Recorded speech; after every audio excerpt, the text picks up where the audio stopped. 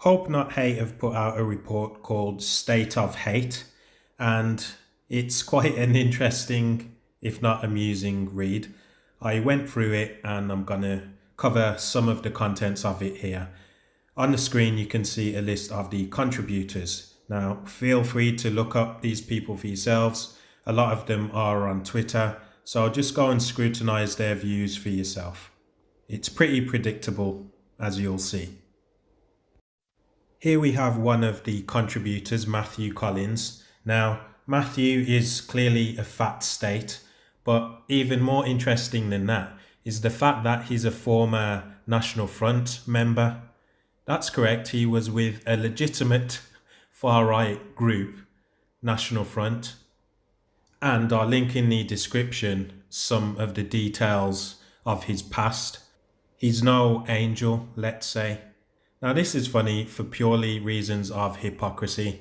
Whenever Hope Not Hate cover their favourite person in the world, Tommy Robinson, Stephen Yaxley Lennon, they will always refer to his past.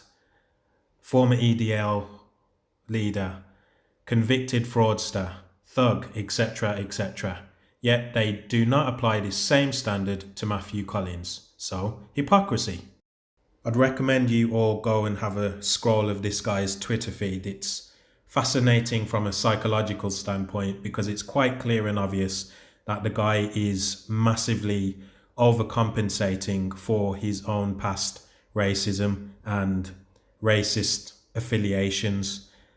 It's just so predictable. The amount of projection that comes from the regressive left, let's say, and Hope Not Hate are definitely far left / regressive leftists.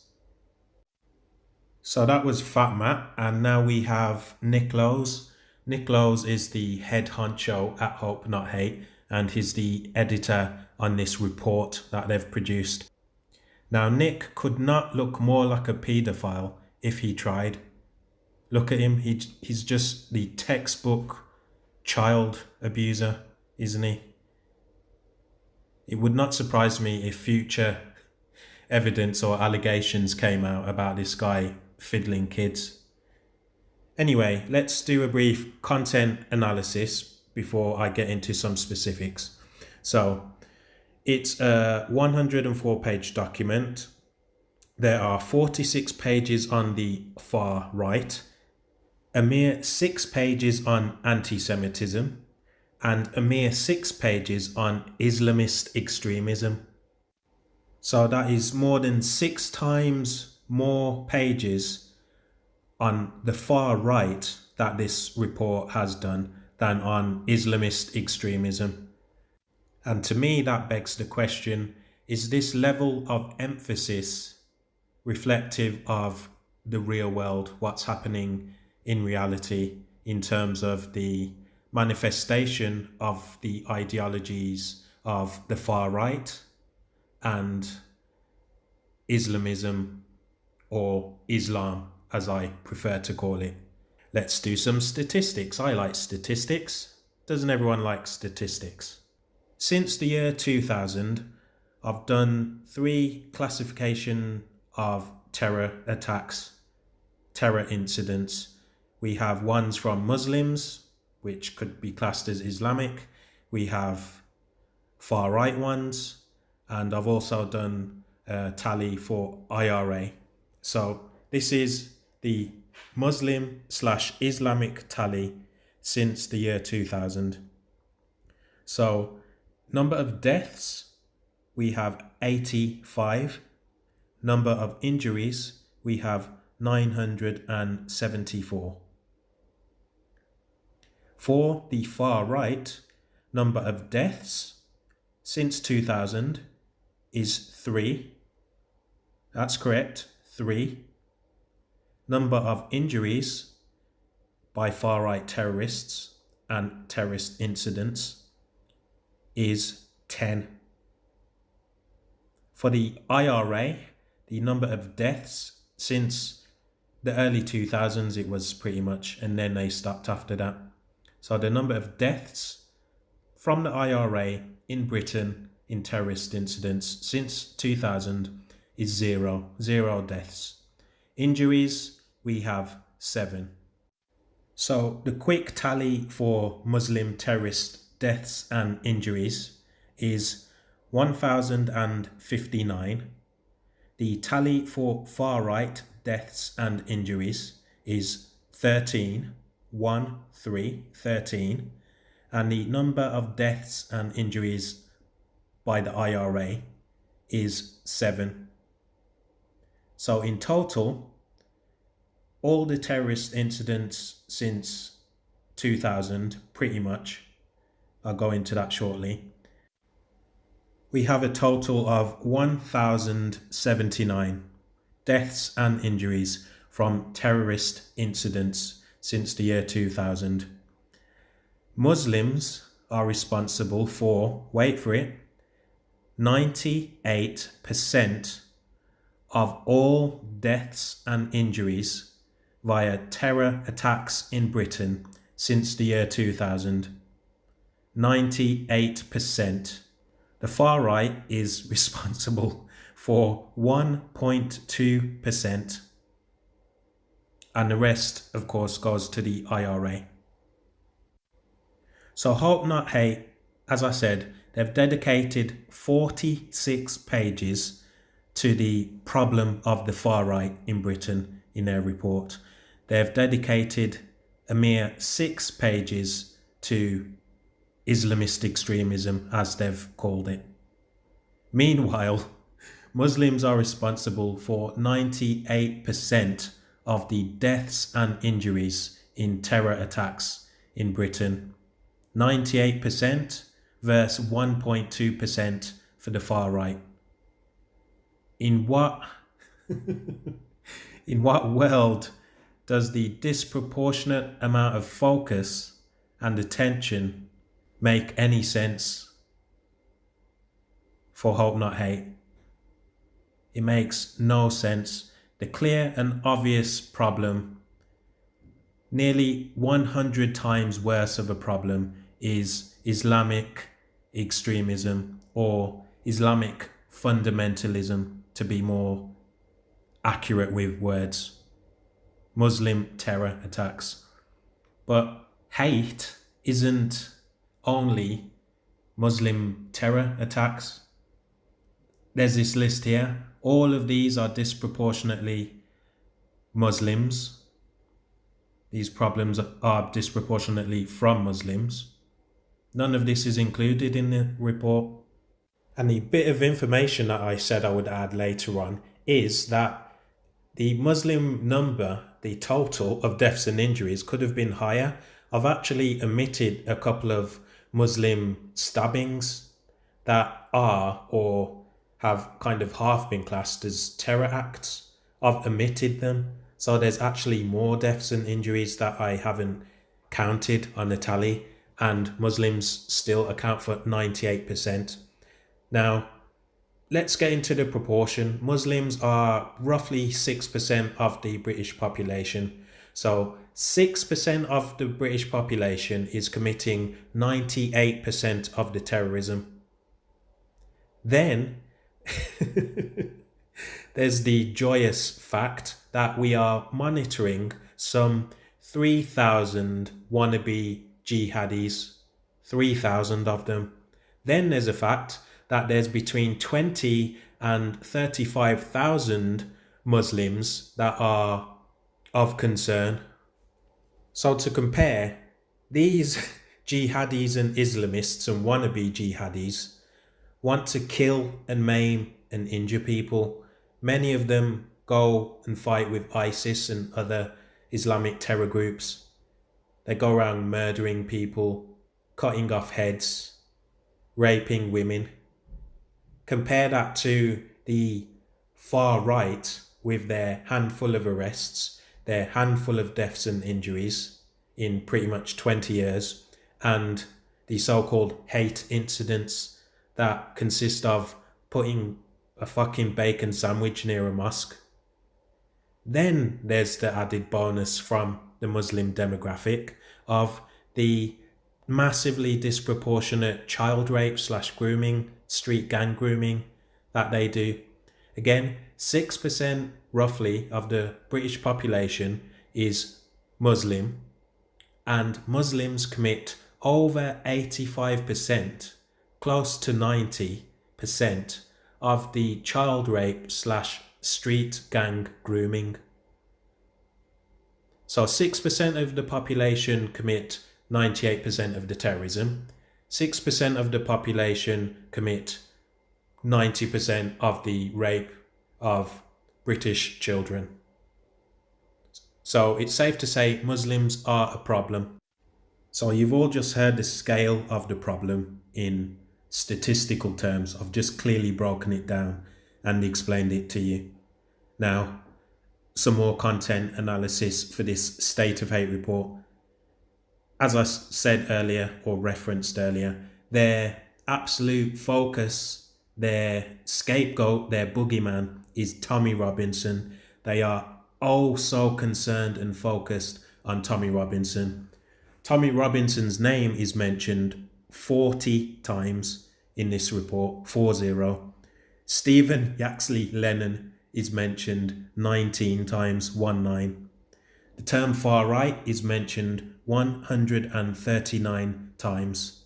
It's actually obsession at this point, and let's be charitable to Hope Not Hate and grant that Tommy Robinson is a thug, etc. How many people has Tommy Robinson killed and injured or been responsible for killing and injuring? Next to zero. Now this obsession, or hysteria really, I'd call it hysteria, in terms of the proportion of the level of focus and attention that Hope Not Hate, the mainstream media, politicians, basically neo-Marxists, the level of attention they give Tommy Robinson is demented, quite simply. It's out of kilter with reality in relation to the level of problem that Tommy Robinson actually represents. So here you can see a definition of hate.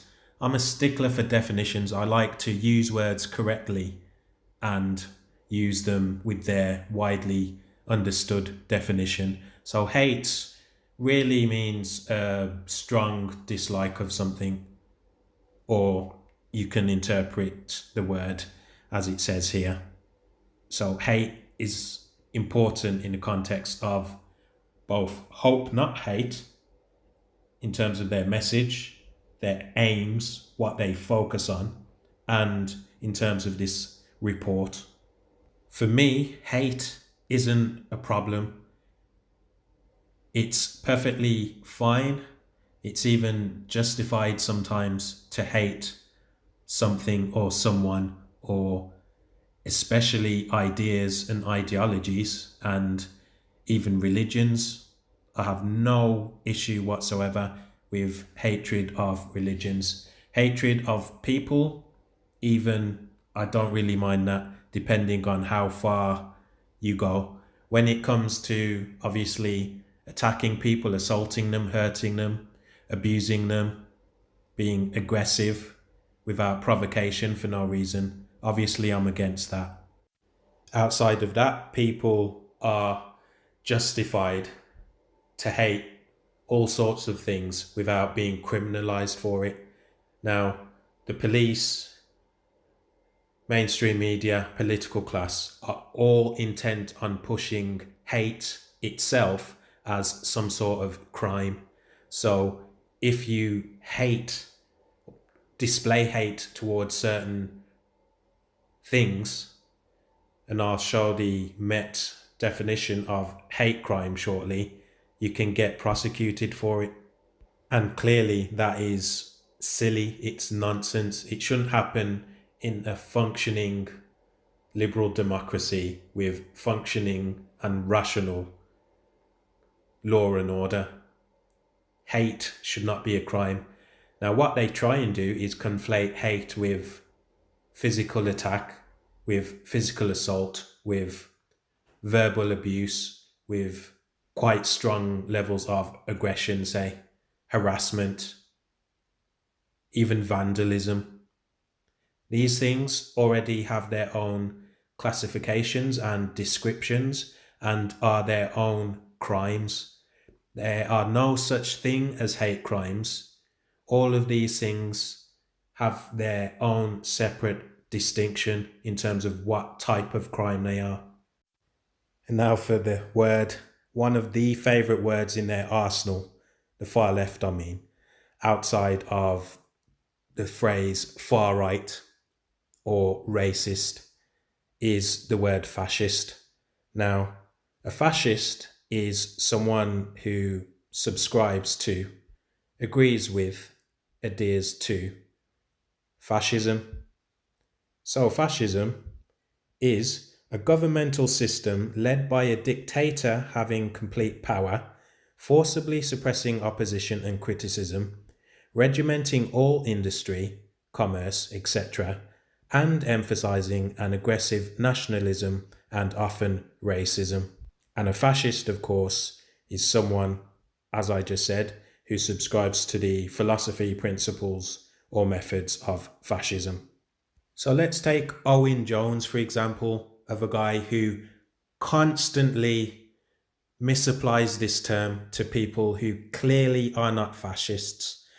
He consistently applies this term to Tommy Robinson. Tommy Robinson doesn't support governmental systems led by dictators. He is not for forcible suppression of opposition or of critics and dissidents. He's not for regimenting industry and commerce. The only part of that has any relevance is his endorsement of nationalism. And I wouldn't say he's an aggressive nationalist. He's basically a civic nationalist. So when a regressive leftist or far leftist, such as Owen Jones, uses the term fascist, what he actually means is nationalist. Now, the subversion and inversion of language, of course, is a well known sort of Orwellian tactic that is used en masse by the far left and not just the far left, neo Marxists in general. So you'll have politicians do this as well and people in the mainstream media.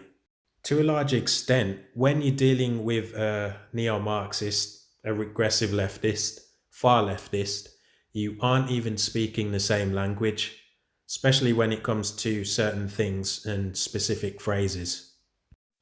And the next phrase is the far right. Now, after this, I'll show you and read through the hope not hate definition, which of course is nothing like the actual dictionary definition or the widely understood definition. So, far right politics are politics further on the right of the left right spectrum than the standard political right, particularly in terms of extreme nationalism, nativist ideologies, and authoritarian tendencies. The term is often used to describe Nazism, neo Nazism, fascism, neo fascism, and other ideologies or organizations that feature ultranationalist, chauvinist, xenophobic, racist, anti communist, or reactionary views. These can lead to oppression and violence against groups of people based on their supposed inferiority or their perceived threat to the native ethnic group, nation state, or ultra-conservative traditional social institutions. So for me, that is a largely accurate kind of summary of what far right actually is and who it applies to. Now, there may be some debate as to whether Nazis are actual far right, given that Nazis stand for German National Socialists, the German National Socialist Workers' Party, to be precise. So, Nazism, in name anyway, is socialism, and socialism is not on the far right. However, certain elements of Nazism was certainly fascistic. So, in that respect, Nazism is somewhat far right, and it's somewhat accurate to class Nazism as far right on the political spectrum. So, again, this term is almost constantly misapplied to people who aren't actually far right.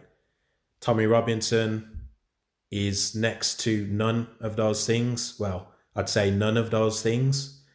Anne Marie Waters is none of those things. And virtually all of the people they apply this label to, it's inaccurate and it's a slur. But as I said earlier, when you're dealing with the regressive left and neo-Marxists, you are speaking a different language. So when they say far right, they don't mean far right in the dictionary definition sense. Here's a hope not hate definition of far right extremism or far right. Generally speaking, the far right is an umbrella term that encompasses those individuals and organizations whose political outlook is more extreme or hardline than those of the center right of the political spectrum, primarily in cultural terms, brackets race / immigration / identity. In practice, this usually means a belief in nationalism, brackets exceptionalism, of either a race or country rather than mere patriotism. Coupled with this is a belief that the nation, either geographic or racial, is in decay or crisis and radical action is required to halt or reverse it.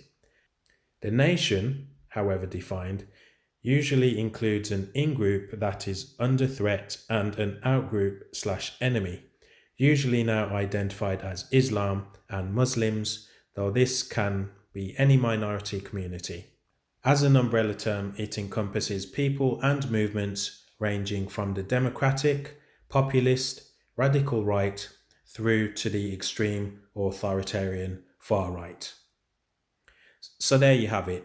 Much of that is nonsense, and they've cast their net nice and wide to encompass essentially anyone who classes themselves as a patriot, as nationalistic, as wanting to improve things in Britain, as wanting to do something about Islam, the increase of Muslims, the Islamization of the West, who speaks against free speech. So their definition, it's a nice catch-all that covers anyone that they want to cover. Of course, it doesn't bear any resemblance to the reality, the actual definition and meaning of far right, but they're not about reality. They're about saying what they think is true and running with that. It's quite insane, really, when you think about it. Quite dastardly. So here is the insane waffle that Semi covers and describes what a hate crime is or what constitutes a hate crime. And this is, believe it or not, directly from the Metropolitan Police.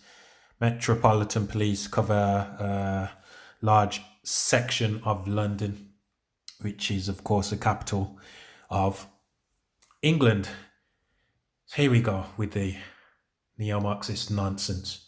A hate incident is any incident which the victim or anyone else thinks is based on someone's prejudice towards them because of their race, religion, sexual orientation, disability, or because they are transgender. So there you have the protected characteristics. Okay? Not all hate incidents will amount to criminal offences. Translation: hate crimes are not actual crimes or criminal offences. But it is equally important that these are reported and recorded by the police. Of course, because the recording of non-crimes and their use in stats, which I will show you shortly, can push a certain political agenda that can justify authoritarianism, restrictions of speech, restrictions of civil liberties. Evidence of the hate element is not a requirement. Translation: this non-crime of hate does not require any evidence. You do not need to personally perceive the incident to be hate-related. Translation: you don't even have to be the recipient of said hate crime. It would be enough if another person, a witness, or even a police officer thought that the incident was hate-related. And there you have it. So, a quick example, fairly recent in Britain. This actually happened. I've mentioned it in other videos, but it covers this insanity perfectly. A teenage girl on Instagram reposted lyrics of a Black American rapper. Contained in these lyrics was the word nigger. Okay? So she shared words on Instagram, not her own words, already published lyrics of a rap song. A police officer, I think a black police officer, Dominique Walker, I think it was. Dominique Walker is the sister, I believe, of Anthony Walker.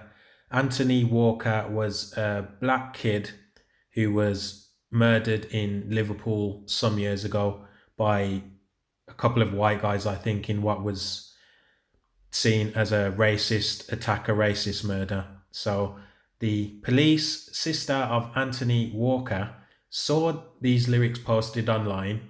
She took offense to them and she either logged it herself or got someone else to log it as a crime. The teenager was then charged, arrested, dragged through court and prosecuted. She had to pay a fine and she had her civil liberties restricted in terms of a curfew, I believe. I'm not sure if she had to wear a tag as well in relation to her curfew. So this is what hate crime actually ends up doing. This nonsensical, anti-law, anti-reason classification of hate crime. It's complete nonsense. It needs to be abolished yesterday.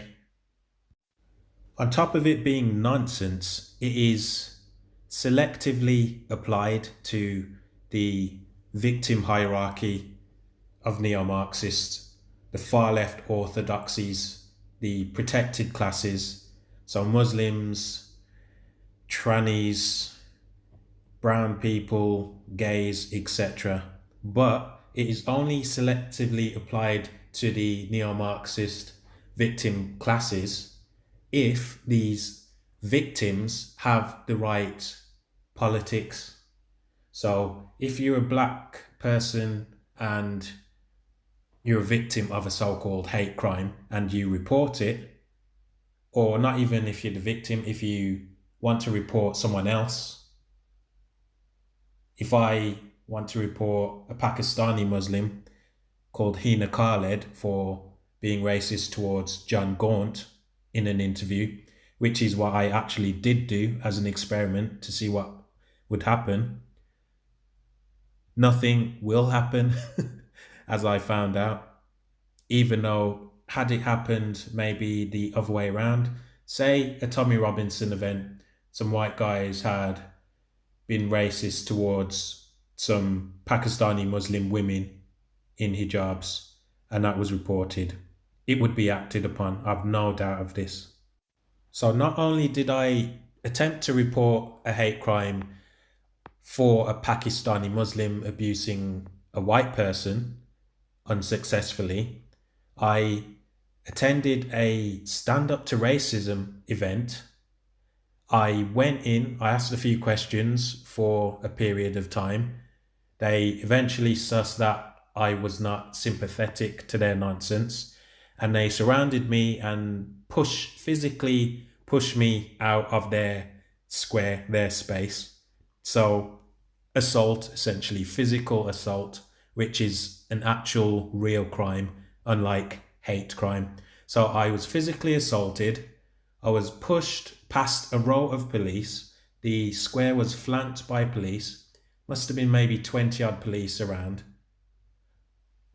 I say to the police, did you just see that I was physically assaulted? Every single police officer that I asked, I'll link this video in the description for those of you that haven't seen it. Every single police officer I asked whether they saw the crime, they witnessed the crime, they said, no, I didn't see it, no, I didn't see it. So again, the policing of many things in this country is selective according to your politics or according to who is deemed as the victim, who is deemed as the perpetrator. If the politics line up correctly and who is supposed to be the victim is actually the perpetrator, then the police will turn the other cheek. Also, United English, who is a mixed race girl on YouTube and other stuff, attempted to report David Lammy for a hate crime for his latest racist remarks on Twitter in relation to Stacey Dooley. Goodfella, the Scottish kind of MGTOW YouTuber, also rather hilariously in a video, I'll link that in the description also, very funny, I highly recommend you watch it. He tried to report Nicola Sturgeon for a hate crime against sort of conservatives in her tweets. He tried to report this and he was told, oh, this isn't actually a hate crime. But by the definition that he provided, that he took from the Scottish Police website, it was an actual hate crime. So, as I said, the police selectively apply this stuff. I don't know if the three logs I've spoken about, mine, Yanaya's and Goodfellas, I don't know if they're included in official stats or not. There's sort of no way to measure it. I suspect they aren't included in stats. Et voila, here's some hate crime stats used to justify a narrative and an agenda. Oh, look at that graph, it's going up and up and up. And it shows specific spikes after certain incidents. Number of racially or religiously aggravated offences recorded by the police by month. April 2013 to March 2018. From the Home Office. So look how hate crimes have risen since 2013. Just over 3,000 to a peak of around 6,000 following the far-right racist reaction to Brexit and Islamic terror attacks. So the clear narrative and what they want you to get from these stats is Brexit was racist. After Brexit, the racists went crazy and essentially attacked brown people and foreigners. Then Muslims murder and kill people multiple times, multiple people, and hate crimes against Muslims go up. So again, the narrative is Muslims do something and nasty racists just go and attack innocent Muslims. Now, how many Muslims were actually attacked? When I say attack, I mean assaulted, a physical assault, or abused, like properly abused, shouted at, screamed at, or racially abused, or suffered some property damage or vandalism. How many of these hate crimes are actual crimes? Well, conveniently enough, there is no way to distinguish what types of crimes are covered within hate crimes. At least not if you go solely off a table such as this. Now, there are further stats out there, and funnily enough for you guys, I have already covered these bullshit stats and ripped them apart as they should be ripped apart. So another video I'll link in the description is one I did on a Tell Mama report. Now, Tell Mama is a Muslim propaganda activist group akin to Hope Not Hate, but more specifically dedicated and focused on Muslims being victims. So, in their hate stats for their 2016 report, I think it was, they included a lot of stats relating to hate crimes, and they had a breakdown of the types of hate crimes. Some were like vandalism, property damage, some was harassment, some were physical assaults. Anyway, I tallied up all of the physical assaults suffered by Muslims within the Tell Mama report. And bear in mind, Tell Mama are going to, if not fabricate, they're going to exaggerate the number of assaults suffered by Muslims to obviously inflate their stats and paint a narrative that Muslims are victims of Islamophobia and they're attacked more than anyone and they're really unsafe and Britain is nasty and racist, etc., etc. So I broke down the stats and guess what? Muslims were physically assaulted in Britain 2016 at a rate more than 90 times lower than non-Muslims. I'll repeat that. In Britain 2016, Muslims were physically assaulted at a rate more than 90 times lower than that of non-Muslims. So in terms of physical assault, which I class as an actual crime as opposed to a hate crime, in terms of physical assaults, Muslims are 90 times safer than me or you if you happen to be a non-Muslim. Over 90 times safer. And if you look at the biggest Muslim demographics in terms of countries of origin in Britain, it's Pakistani Muslims and Bangladeshi Muslims. In their own shithole countries of Pakistan and Bangladesh, Muslims are murdered at far higher rates than Muslims are murdered in Britain. So not only in Britain are Muslims safer than non-Muslims, in Bangladesh, Muslims are killed at higher rates than they are in Britain, supposedly Islamophobic society and country that hates Muslims and attacks them. And in Pakistan, Muslims are murdered at higher rates than Muslims are murdered in Britain. So the narrative and message and propaganda is one thing. The facts, the data, the objective reality, which is backed by evidence, completely debunks that. And the same applies to rape stats. Muslims are raped far more in their own Muslim countries than they are here.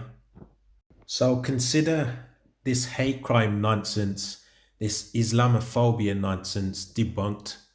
Please share this, share the facts that you pick up from this and other videos where I've done statistical analysis and statistical breakdowns, thoroughly debunking and destroying these bullshit narratives. Hate crime isn't a thing, it isn't an issue. Muslims being targeted disproportionately is nonsense.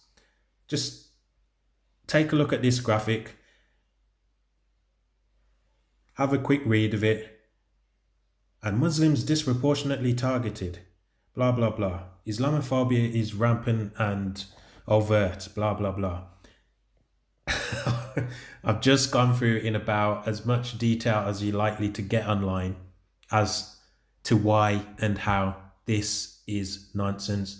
And bear in mind that hate crimes aren't technically criminal, they're not actual crimes, and hate crimes can include shit like, and I'm not even joking, a dog taking a shit, someone looking at you the wrong way, you reporting that you feel afraid, and if you give a good scenario to the police, they'll believe it and log it as a hate crime.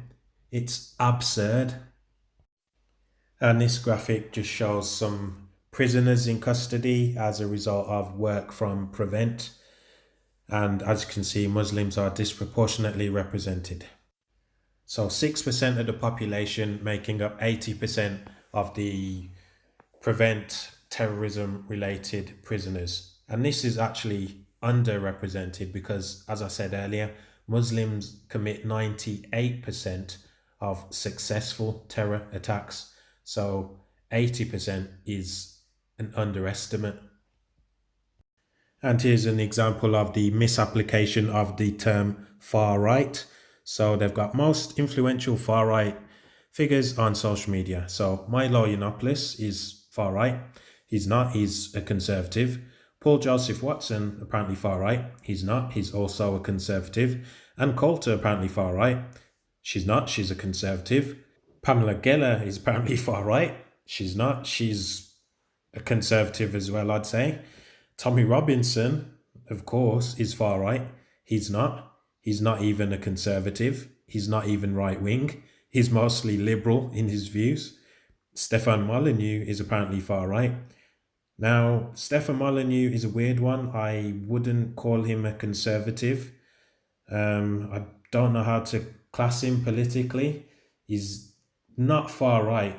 He's not an ethno nationalist, even though he talks about race and race realism and alt-right related stuff. I wouldn't class him as a racist or even far right. Possibly a libertarian. Carl Benjamin, Sargon of Akkad, is apparently far right. Sargon is pretty much a liberal, a centrist, slightly to the right on some issues perhaps, but not conservative. I wouldn't even call him right wing. He's certainly not far right.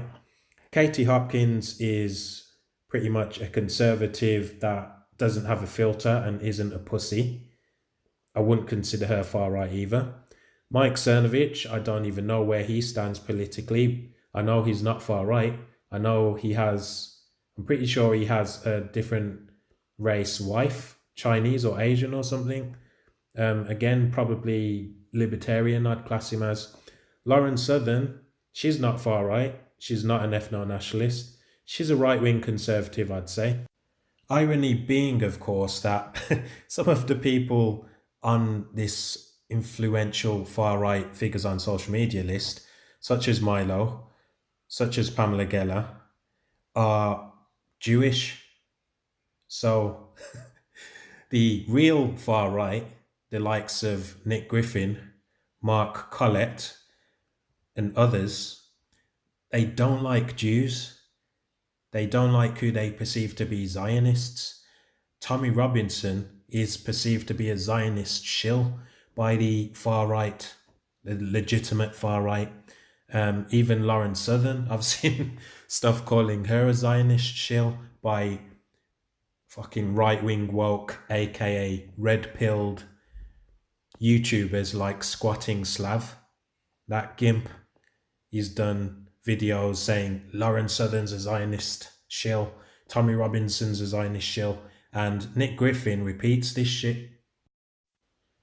This segment is who they determine to be alt-light and alt-right. So under alt-light, they have Paul Joseph Watson, which, fair play to Hope Not Hate, I would say is semi-accurate. Now, initially, when sort of Trump started coming to prominence as a sort of front runner for the presidency, and there was a sort of push and surge of support for him, Paul Joseph Watson was one of these people. And initially, this sort of surge of right-leaning, conservative, sort of a bit edgelordy, young internet generation culture sort of movement, if you like, was classified as alt-right. And I think there's a video from that time of Paul Joseph Watson calling himself alt-right. Now, Sargon was never alt-right, not in my eyes, and neither was Count Dankula, Mark Meechan. On the second page for alt-right, they've got Milo Yiannopoulos, which, fair enough, I would class him similar to Paul Joseph Watson. He initially, when alt-right didn't mean sort of far-right, white / ethno-nationalist with sympathies towards Nazis or certain aspects of Nazism with certain fascistic and authoritarian leanings and wholly endorsing Jewish conspiracy theories. That is now what the alt right is.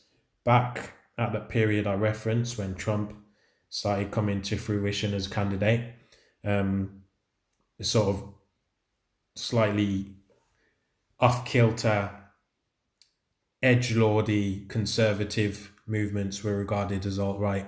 So now that's turned to alt light. That's accurate for Milo.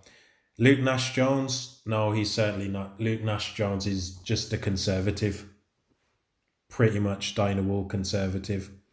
Now, for the alt right, I have to give some ratings to Hope Not Hate because I think they're accurate in their classifications. I won't read this, but it's just to show you who they've got. They've got Millennial Woes. Now, Millennial Woes is a legitimate alt right figure.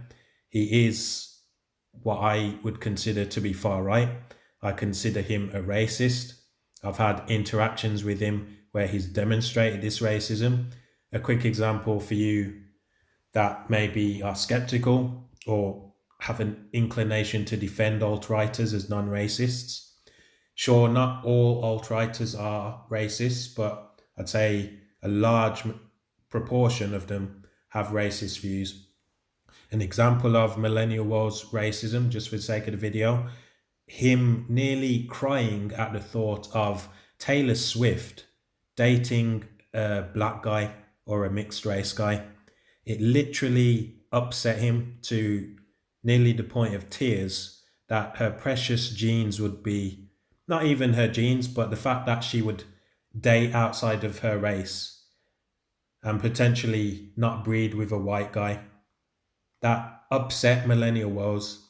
If you're not a racist, you don't give a shit what people you don't know do in their love lives. I literally couldn't care what any Hollywood celebrity or any random stranger on the street, I could not give less of a shit who they date, who they marry, who they have sex with. So, on that basis, it's pretty clear cut to me that Millennial Woes is a racist. And this is on top of my personal interactions with the guy.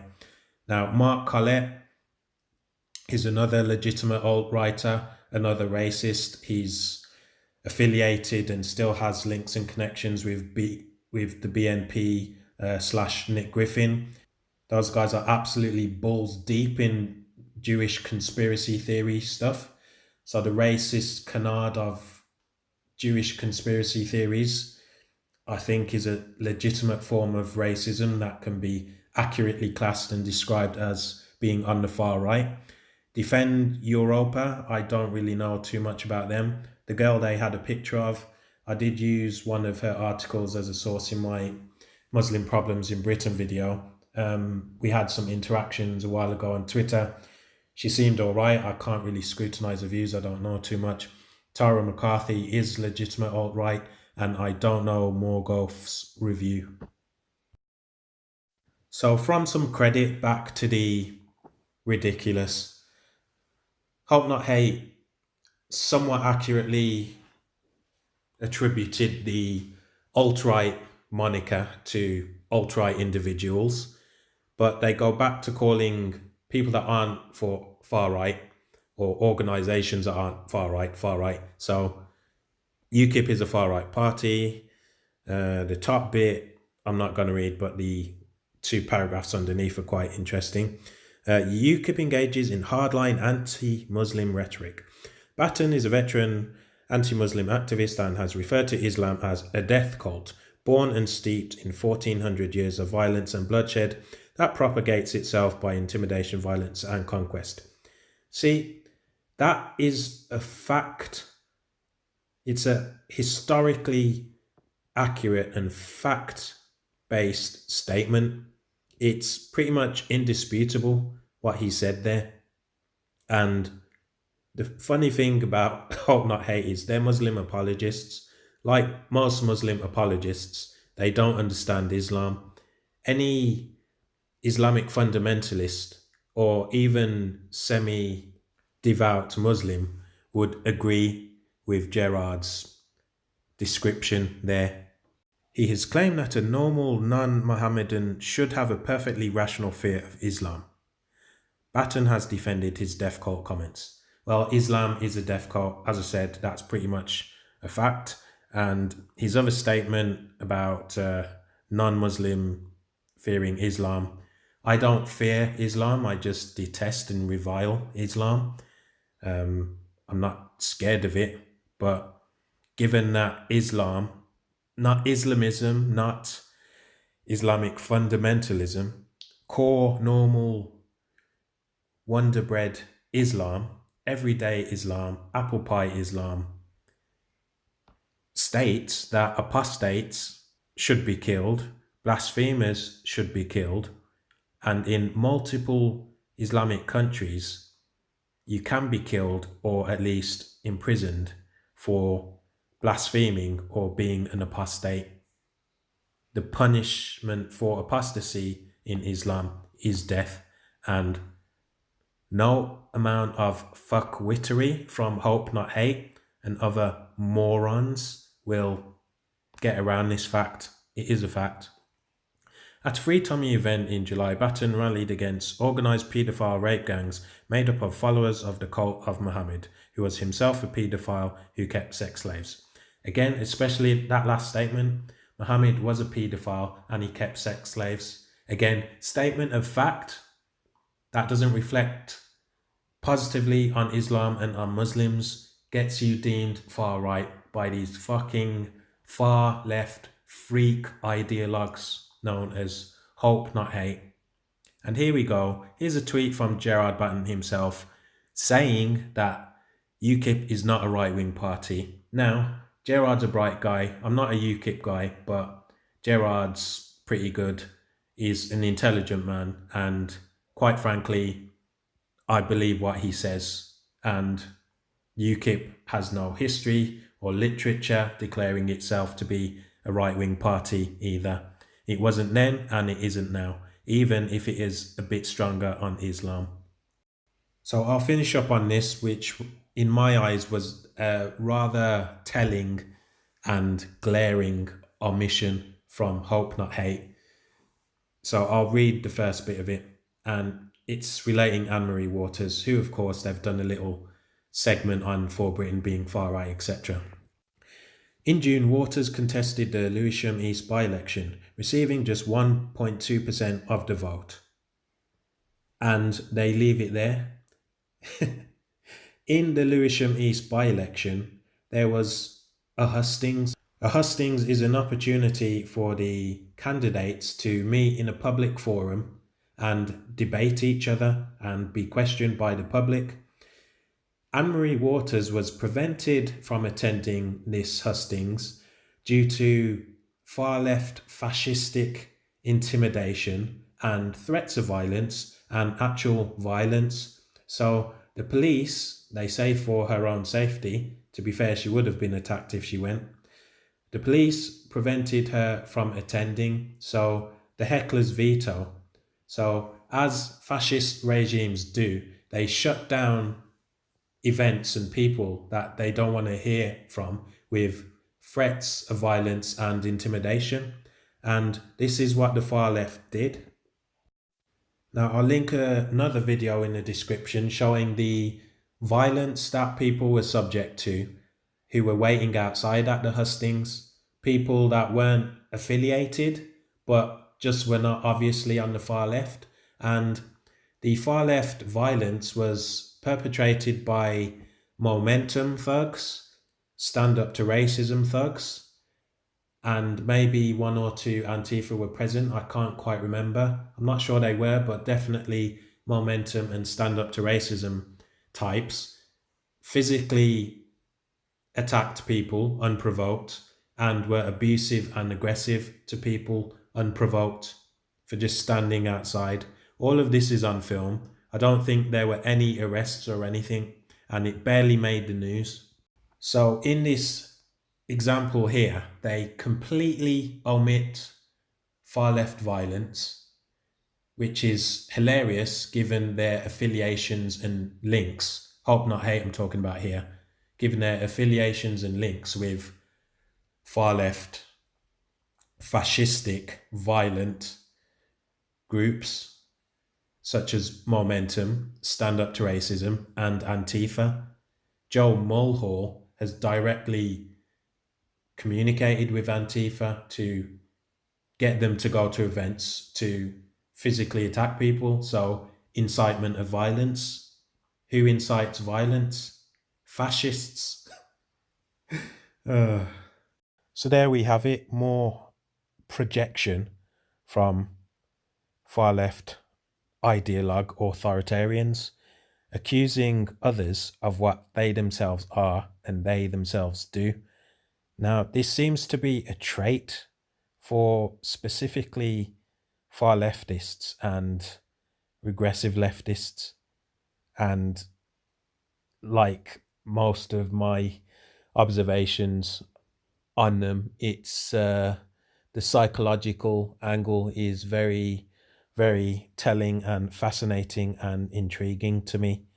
Just the weakness of these people, because I think projection is a manifestation of some sort of weakness and insecurity. And as I said before with that other guy, he's overcompensating for his own racism, and the far left do this a lot.